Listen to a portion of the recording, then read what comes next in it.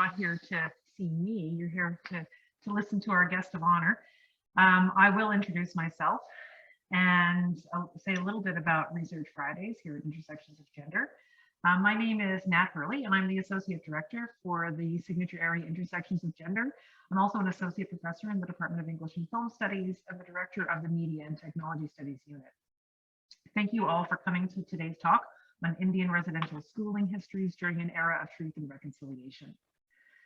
Before I introduce Dr. Crystal Fraser, I want to recognize the conditions of possibility for our work here at the University of Alberta, which is located on Treaty 6 territory and the lands of the Métis Nation, Region 4. We work and live on the traditional lands of the Cree, Blackfoot, Métis, Nakota Sioux, Iroquois, Dene, Ojibwe, Saulteaux, Anishinaabe, Inuit, and many other Indigenous peoples. Like all of our institutions, the U of A continues to be shaped by the forces of colonialism to the benefit primarily of white settlers. I consider myself to be an implicated subject who recognizes that the work of being in good relation to our Indigenous colleagues, communities, staff members, and students is very much ongoing.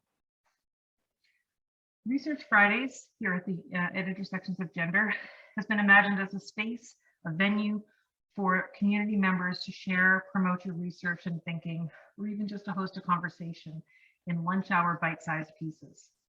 And so we're using this webinar function in Zoom, but if you have work you'd like to share with us, please be in touch. We're looking to showcase your works in progress, your conference papers, book talks on recently completed work, conference papers, posters, pechakuchas, and next week we will also be having Keith King present Métis methodology in the form of a virtual kitchen table talk, which I'll say a little bit more at the end of our time today. We only have, I should say, a limited amount of time today. So Dr. Crystal Fraser, who is an assistant professor in the Department of History, Classics, and Religion, has another event over in the Faculty of Native Studies.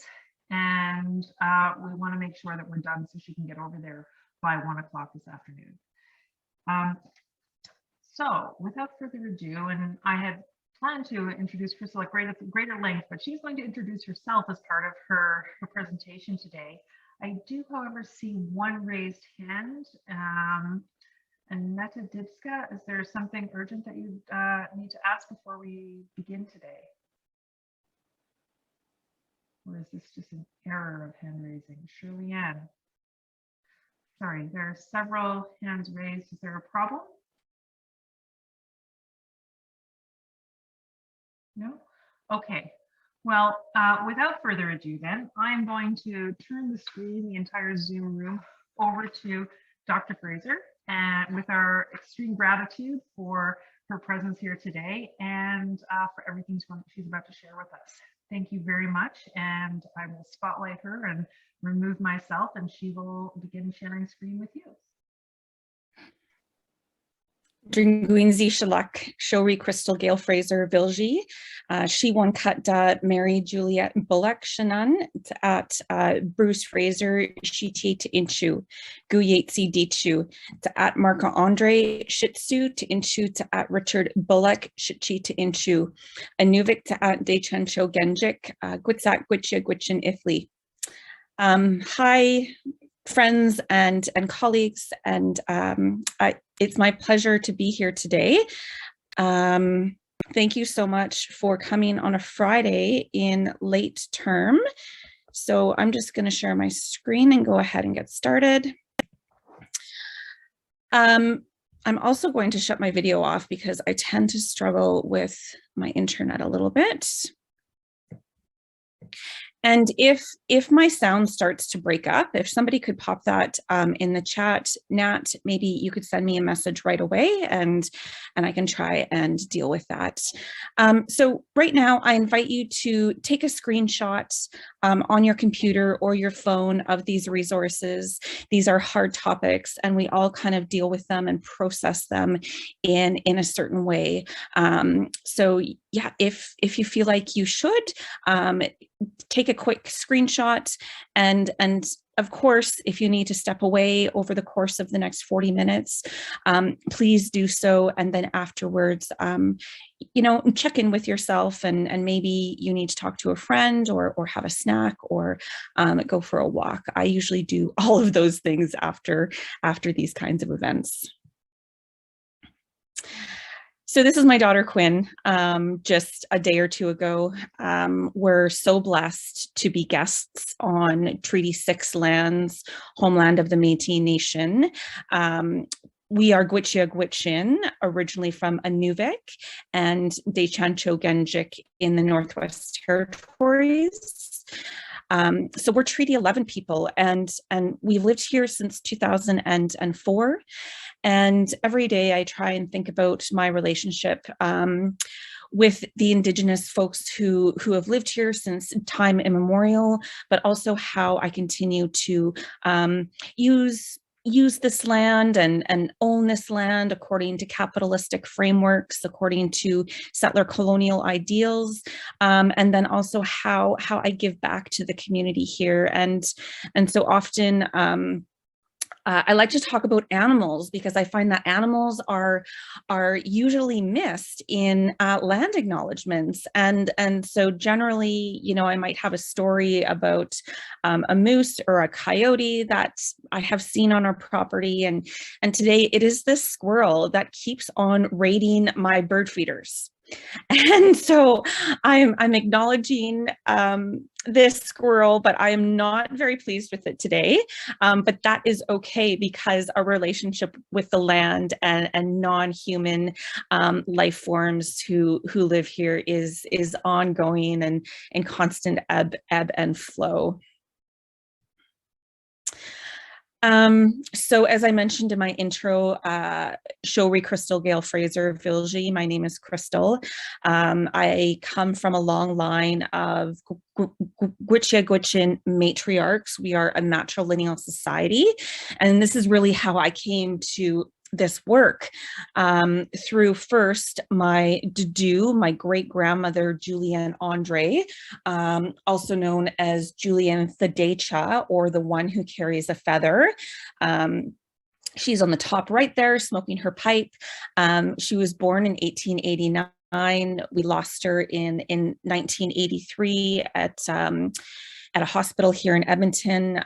She had a very long, rich life. She was a trapper and a fur trader and a linguist. She spoke many languages, not English though. And she also, you know, famously within our family, we know her as the person who drove a dog team from the Beaufort Delta, from the Sigichik Inuvik area to Alaska and back. So a very strong woman.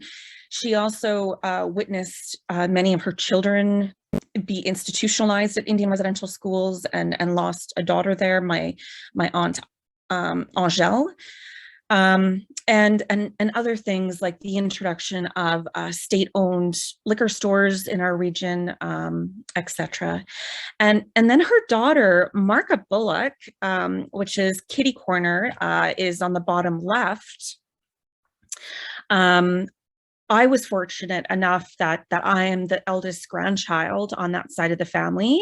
There's 40 some of us now, but that's to say that I selfishly had Marka for a few years before any other kids showed up, and just that time with her at Dachan Choo at our fish camp was transformative for me. So not only was I trained as a child from Julianne and Marka in our Indigenous language, hnjik, I was also trained to fish for whitefish and coney. The odd Arctic char will make its way to our camp. That's very rare though. And so therefore in the top left, you'll see me at 3 or 4 years old, laying fish strips to dry.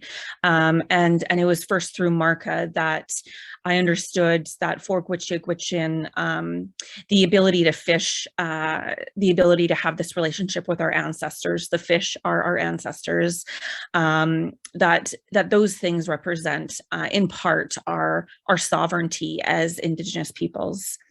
And then on the bottom right here, I include this tile because it is indicative of the ongoing nature of our matrilineal family. And so this photo is now about 5 years old. My daughter Quinn is on my lap, and my sister Wineo on the right, and then my mother Juliet on the left. And so we still think of ourselves as you know, strong Indigenous women who are at the leader of our nation. And so I share this work with you, not only, you know, I come to you as an intergenerational survivor of Indian residential schools.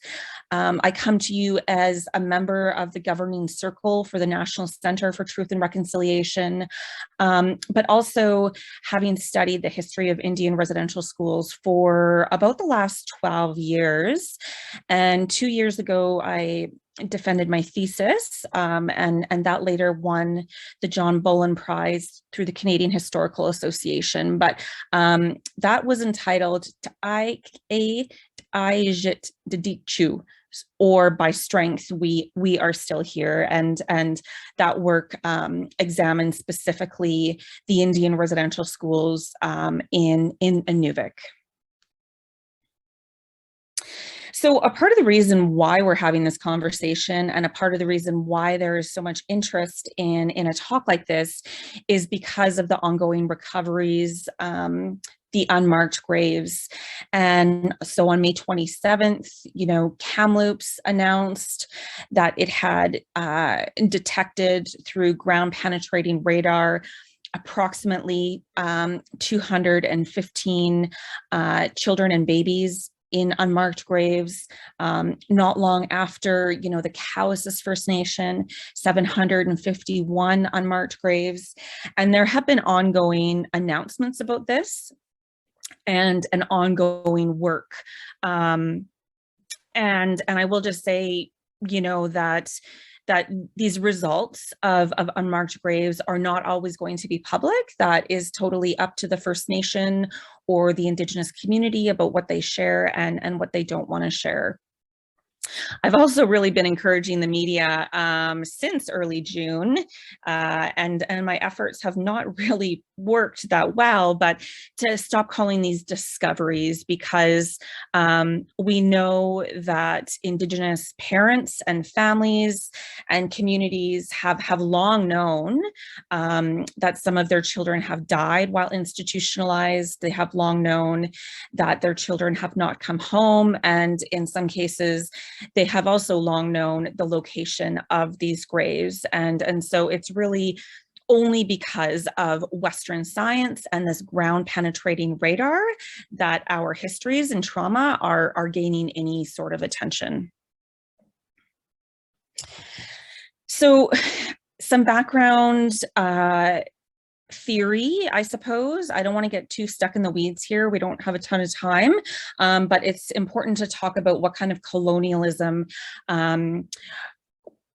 was responsible for the creation of the settler state, but also the colonialism that continues to exist today. And so we know that this is settler colonialism. You know, arguably, it's a different kind of colonialism in the Arctic and the Northwest Territories, but that's probably for another time. And, you know, theorist Patrick Wolfe has said that, you know, colonialism is a system, not an event. And in Canada, this presented as through a logic of elimination. And so the goal was to remove and erase Indigenous peoples, to take the land through ongoing systems of power. And that power was everything from governance to capitalism.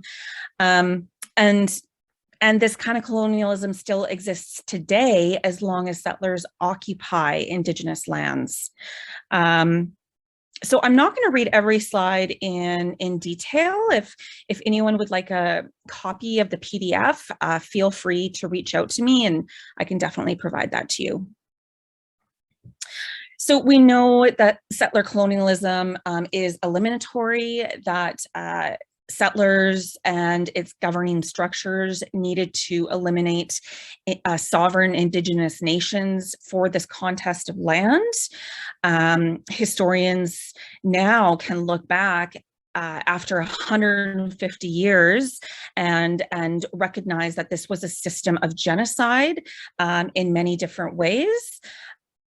When historical actors were documenting these ideas and creating historical sources for archives, you know, they talked about it in different ways. They used the word assimilation, they used the word integration, but we now know that it was a system of genocide, and this was supported through the language of race, which led to the categorization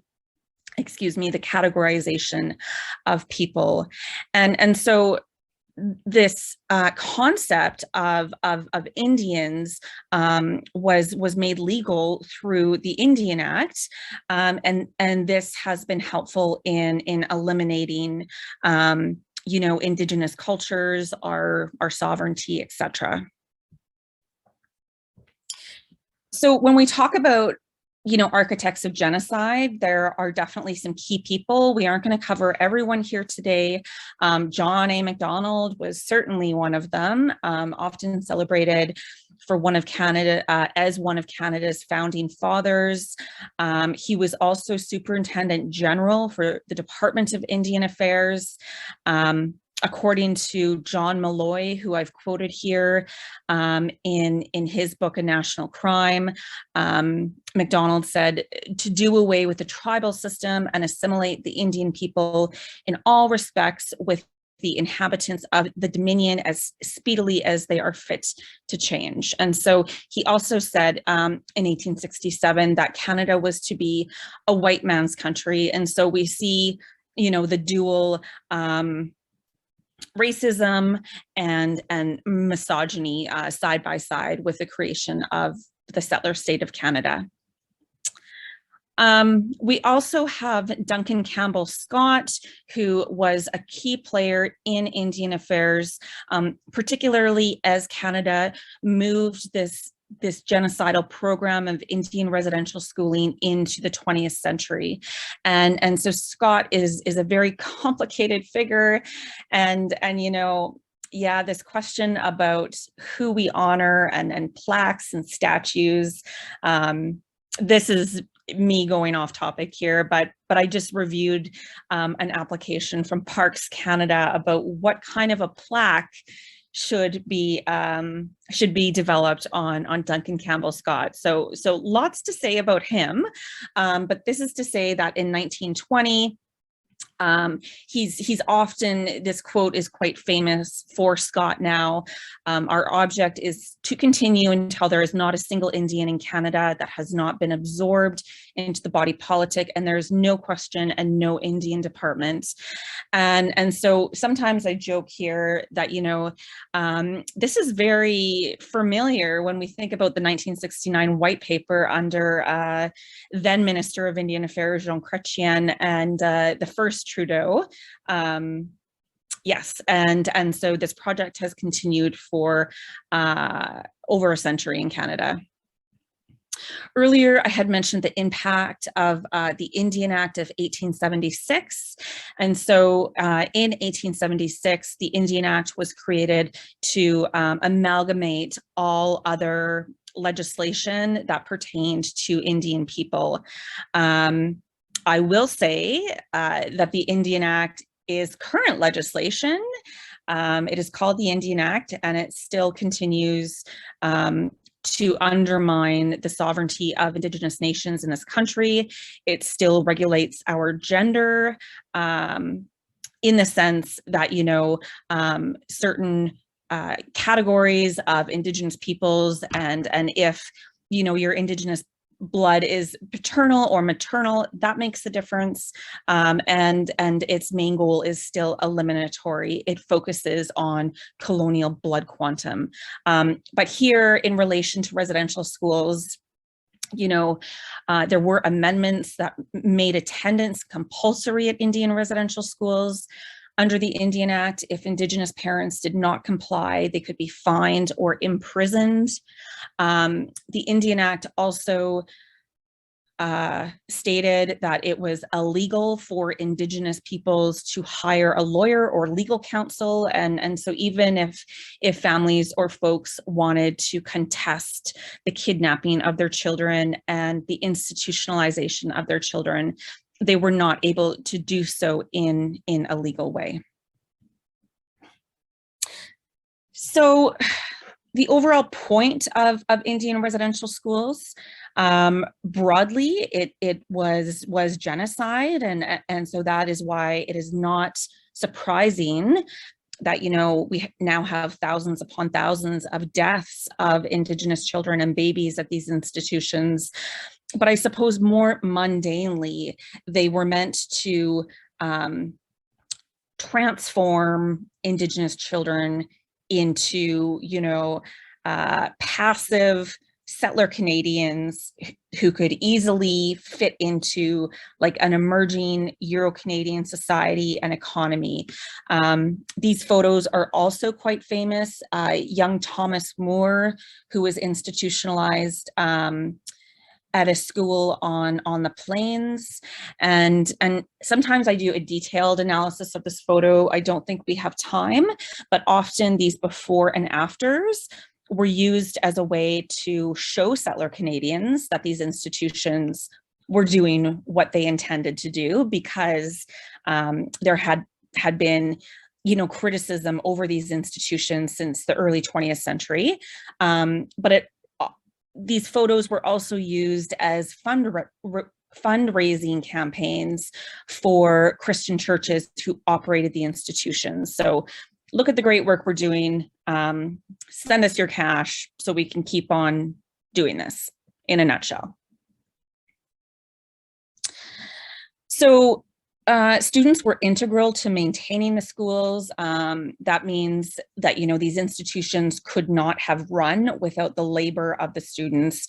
And this often started at 4 o'clock in the morning and could run until 10 or 11 o'clock at night. And these tasks were gendered. And so boys worked on the farm, they harvested lumber and ice, and they farmed. And then girls were often relegated to the kitchen, to the laundry, to maintaining the latrines. My grandma's job at the Klavik Immaculate Conception Indian Residential School was to walk around with this spittoon bucket, and so she was quite often ill because of that job. So generally at the institutions on the plains, the mission would have about 500 acres of farmland, but not all of the time. And it was often insufficient land, meaning missions were giving poor farming plots. They just did not produce good food, or they were not given enough land to begin with to farm enough food for to feed all of the children institutionalized there. And again, you'll notice that I'm very careful in my language, as I was with Discovery. These children did not attend Indian residential schools, they were institutionalized. Yes. So when thinking about gender and sexuality, there are definitely many differences about how young boys and young girls were treated. And I will say that this European notion of masculinity and femininity was installed by schools, but Indigenous nations have had their own forms of gender and sexuality since time immemorial. And so for my people, that meant, we were gender fluid, that it was totally fine to have multiple wives or multiple husbands, but that definitely was not the case at Indian residential schools. And so This slide is drawing upon my research from the north, and so I'm not sure if there is evidence to support this at the Indian residential schools across other parts of Canada, but particularly at institutions run by the Grey Nuns and Oblates, so the Catholics, gender and sexuality were very rigidly controlled, in the sense that, you know, at Grolier Hall during the 1960s, you know, young women had forced pelvic exams every single month to ensure they were not pregnant, and a way to check up on their sexuality. There was a large chart in the nun's office, which was a very public space, which charted all of the women's menstrual cycles in order to make sure there was not an interruption in that. And then, you know, girls and young women had to come and ask for sanitary napkins. High levels of physical and sexual assault, particularly in the NWT. There are statistics that show between a 70 to 80% rate of sexual assault at these institutions. So there were a number of problems, you know, really apart from what I've just mentioned, which I've already outlined quite a few problems, but poor building codes, so overcrowding, poor ventilation, fire hazards, and, you know, the overcrowding, poor ventilation, this is really what led to the spread of influenza, of tuberculosis, of smallpox, of other kinds of health concerns that led to the deaths of a lot of children.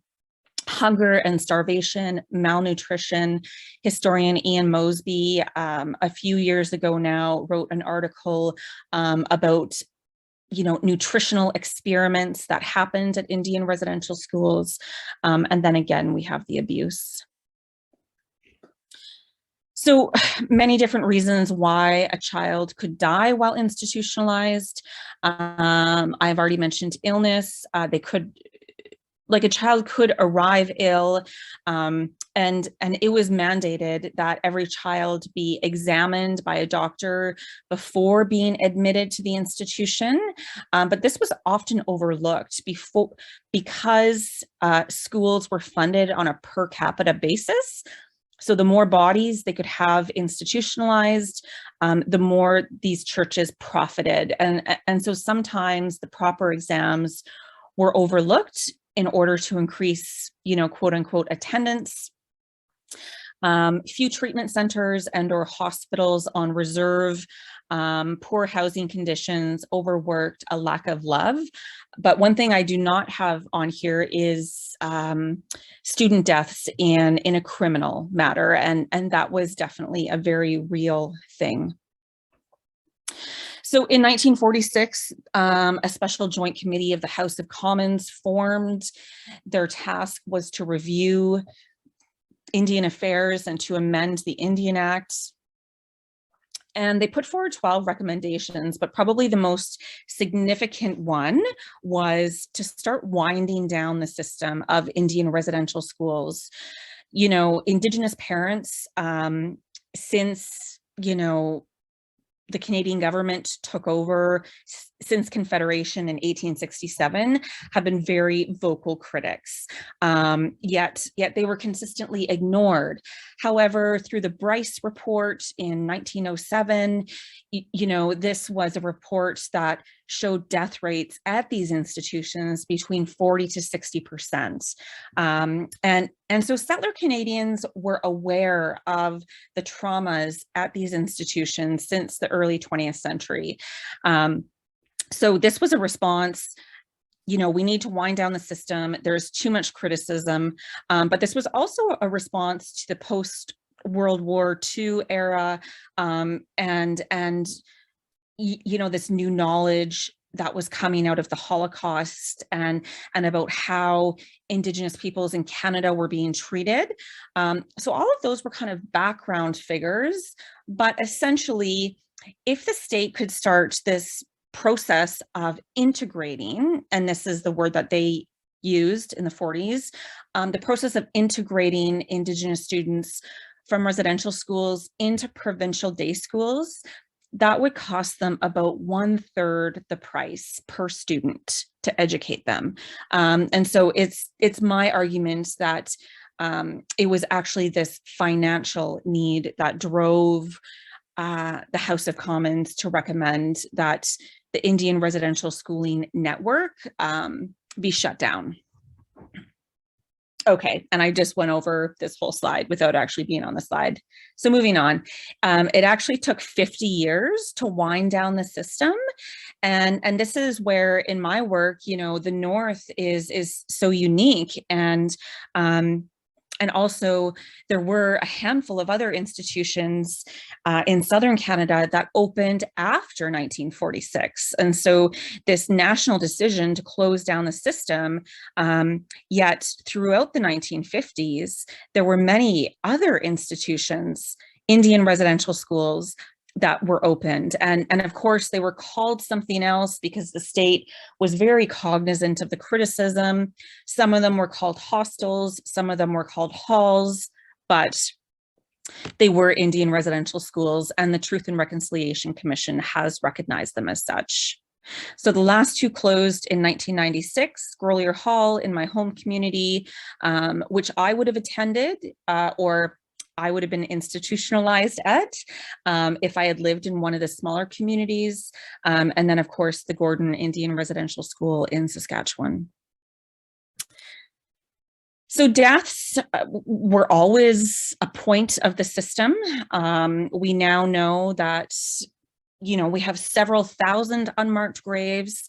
I had a reporter press me over the summer as to a number that I thought, I guess. I mean, obviously that is impossible. I don't know. And you know what, we will never know, because the Catholic Church still hasn't handed over all of their archival documents. And quite frankly, there were Indigenous children who were disposed in other ways at residential schools, but I expect it to be in the tens of thousands.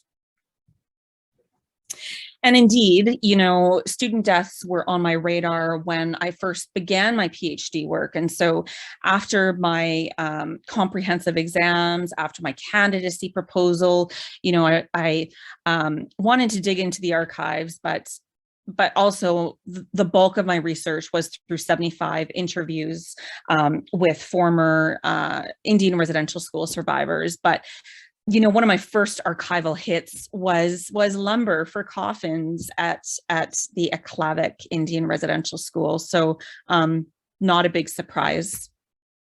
And then just this past summer, you know, I have started working at the Provincial Archives of Alberta, located here in Edmonton, and found, you know, within half an hour of searching, I had found about a dozen names of Indigenous children who had died, but were not reflected on the national list of deaths. And so that is a problem, but also, you know, so this third entry here, got sick suddenly and was allowed to go on reserve, where he died a few days afterwards. So that death of that student would not have been attributed to the school, even though he or she, you know, contracted whatever at the institution, but then was sent home to die. So that would not be reflected on the record. So I think this is probably my last slide. I had planned on saying a little bit more, but we're tight for time. And this really goes back to the TRC calls to action. And so there has always been Acts 71 through 76 that talk about missing children and burial information. And the TRC wanted to search for unmarked graves, but was really denied this opportunity by the Harper government. And so you can see here on the bottom that Canada has been largely unsuccessful implementing the 94 calls to action. But, you know, from May 27th until June 30th, when these announcements were popping up, surprise, lo and behold, we are able to implement, you know, a handful more of the calls to action. And then, of course, we saw this as a part of political campaigns in the fall federal election. So, you know, I do have stuff here on my project, 150 Acts of Reconciliation, but also asking folks to think about whiteness and white privilege. That is definitely a key part of this conversation. And then, you know, what is it that we can do? You know, listen, openly talk about white supremacy and white privilege. It's important to use strong language. It is genocide, not assimilation. Learn the difference between decolonization and reconciliation. And then, of course, the need to take accountability for your own education and practice. So again, I'm happy to share these slides with anyone who is interested. I will close with this slide. This is just off the Anthony Henday on the West End. This monument sits there for the unmarked graves from the Enoch Cree community. And so it was really powerful to go and visit that site earlier this fall. And so, yeah, happy to take questions or comments. I think Nat might be moderating that. Yes, thank you so much. I mean, it's hard to hear all of the applause that I'm sure is taking place in the audience.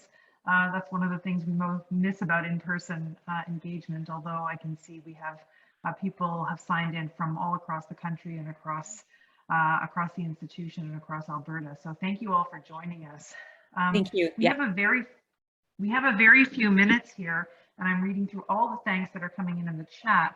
If there were questions or comments that people would like to add into the Q&A, I could cluster those for Crystal. We will also be making the recording of the event today available in consultation with her after this event today. And, you know, we are also certainly willing to share any information that she would like shared on her behalf, you know, through our network, if that would be helpful to anybody. Any questions or comments immediately? Well, maybe I'll just start because what I was struck by was a kind of implicit argument about technology and labor that was taking place in your talk. You know, the way in which you know, the before and after photographs, the ground penetrating radar, the technologies of capitalism like Fordist assembly line kinds of things were really so much part of the enforcement of residential schools. And then you put this alongside of the absence of technology that also became a technology of genocide, right? So on the one hand, you know, residential school system was full of technology or the kind of representation of it. And then it was also completely absent from it. And I was just kind of floored listening to you describe both of these things happening. And I just wonder if you have thought more. There's been much written about the way that, you know, modern technologies have been deployed in and around residential schools. I mean, I think we're familiar with arguments or work on, you know, the violence, the physical violence, the sexual violence, the neglect, the stealing of children, and the institutionalization of children, but I don't know as much about the history of technology and the way it's been really kind of mobilized in the service of this system. Yeah, that's a great question. And I mean, one of the things about these institutions is that basically everything was subpar. And so the program in itself, you know, claimed to take Indigenous children and transform them into, you know, productive members of society with, you know, an enlightened Western education. But we know that all of that curriculum was always, you know, ineffective. Often the teachers weren't trained very well, and the U of A is also implicated in these histories. And, you know, in regards to farming, often, you know, poor, outdated equipment was used, and that is also attributed to student deaths. And so you know, in a sense, it removed them from their families, it eliminated their culture and their sovereignty and their ways of life, but it basically set them up to fail in modern capitalistic society, in the sense that, you know, they had to go through enfranchisement. So they had to claim white status if they wanted to go to post-secondary school. Even that was often not an option because some residential schools only went up to grade 5 or 6. And one thing I didn't mention is that, you know, you get up to grade 6, you're at the end of the road, but you're there till you're 18, which means you are working 18 to 20 hours a day in the fields or in the kitchen. Yeah, and so I think there's a lot to be said there. I just see another question in the chat about reconciliation versus decolonization. And yeah, again, that's a great question. And we won't be able to unpack all of it here, but in my perspective, you know, reconciliation is about mending the relationships between settler Canadians and Indigenous peoples. It is about doing the work. It is about showing up. It is not about putting all of that responsibility on Indigenous peoples, because we have been trying to reconcile this for more than 150 years. Decolonization, for me, at the center of decolonial work is the return of land. We need to get the land back into, you know, the proper communities. And so for me, land is central, but there are several kind of substreams of that, including language revitalization, including, you know, supporting Indigenous work and Indigenous research. I will further complicate this by saying that, you know, there are also differences between decolonization and indigenization, which it maybe is for another day. Yeah. Yeah, and I will also cluster for you the questions that are in the Q&A box here, and maybe allow you to respond in the last 2 minutes to whatever feels most urgent for you, knowing that we can't probably address everything. But we have a question about what were the traditional ways of honoring the deaths and human remains of individuals? Did all or many Indigenous communities mark graves in some ways? There's also a question about the corporate sponsorship of search technologies and how you recommend that we would navigate that. And finally, a question about how Canadians might pressure the Catholic Church to release these records. I mean, how might we mobilize in support of the work that needs to be done, I guess. So any of those things that have emerged that you might want to comment on, knowing that you can't really address everything here as fully as you might like. For sure, and I'll just say what comes to mind, and that is that I had global news here actually yesterday at my home asking for comments about the Pope and the Indigenous delegation that is going to the Vatican. And so, yes, we need to pressure the Catholic Church to turn over those records. And I know that the NCTR, the National Center for Truth and Reconciliation, is leading that work. Additionally, you know, this Pope's visit to Canada, we don't have many details around that, but I've seen estimates that could cost upwards of $50 million. And the Catholic Church has not yet honored its legal agreements to compensate survivors. And so in my mind, you know, if 50 million is in the budget, that should be going to survivors. And then additionally, just a couple of days ago in the Globe and Mail, you know, it's revealed that the Vatican is hoarding thousands of Indigenous artifacts. So I think there's a lot to be said there. I just want to say that I'm very appreciative in the comments. You know, somebody went to Sam's school in Inuvik, so did I. Somebody has a question about a Quechua Hall. These are all like right up my alley. I'm a northerner through and through, but I'm sorry, I can't answer them. I'm happy to engage over email. And I'm just going to drop my email in the chat right now. And then of course, Nat, we can talk about the posting of this video. Okay. And out of respect for the fact that Crystal has another event to go and present her work at, I do want to bring us to a close today. I want to thank you so much. There's obviously enormous interest and in your work, and we are so grateful that you've shared this with us today. Thank you to everybody who has come to this event. I know that because we've had more than 150 registrants, people will access the video of this talk, and we are so grateful that you're willing to engage people outside the confines of this event as well.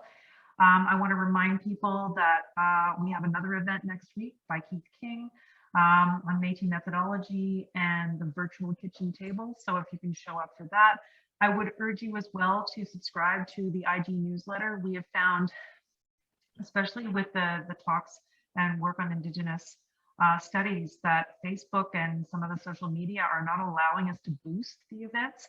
So the best way to find out about them is through the newsletter or through our website. And this is because Facebook has flagged these events as political, and therefore have added additional layers of security for us to be able to mobilize them and boost them. So it's you know, paradoxical effects of the distribution of social media. But I want to call us to a close here.